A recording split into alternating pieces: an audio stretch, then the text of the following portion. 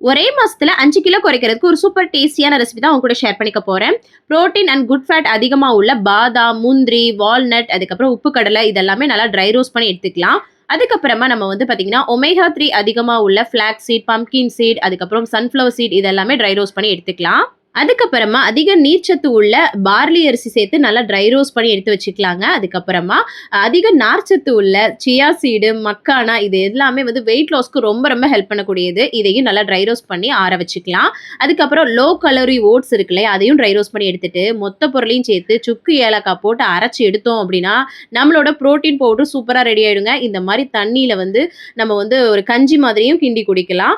இல்லாட்டி நம்ம வந்து சூடான பால்லயும் கலந்து குடிக்கலாம். இல்லன்னா தோசை மாவுல மிக்ஸ் பண்ணியும் நம்ம வந்து சுட்டு எடுத்துக்கலாங்க. சூப்பரா ரெடி ஆயிடும். அவ்ளோ ஃபில்லிங்கா வந்து இருக்குங்க.